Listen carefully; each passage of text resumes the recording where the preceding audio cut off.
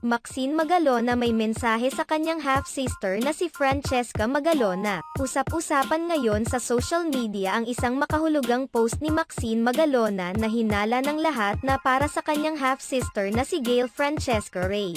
Umaani ngayon ng samut-saring negatibong komento ang Magalona family matapos ang pagsisiwalat ni Abigail Ray hinggil sa existence nila ng kanyang anak kay Francis M kung saan iginiit niyang mahal na. Mahal sila ng yumaong master rapper.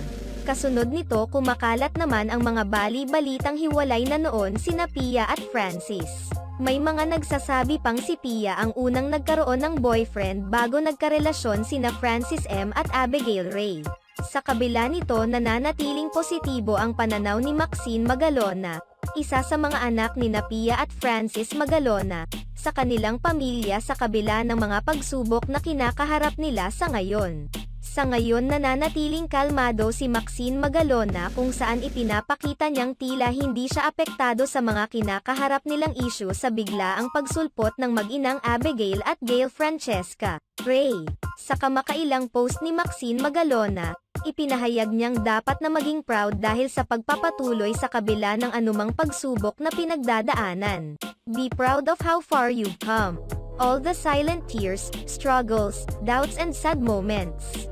You keep doing it all because you're built different. Be proud as you should. Tila ipinahayag ni Maxine Magalona na may isang bata na very proud siya dahil sa pagkaya nito sa mga pagsubok sa kabila ng kawalan ng ama. Marami naman ang naghinalang para sa kanyang half-sister ang mensaheng ito dahil hindi nito nakasama ng matagal ang kanilang ama na si Francis M.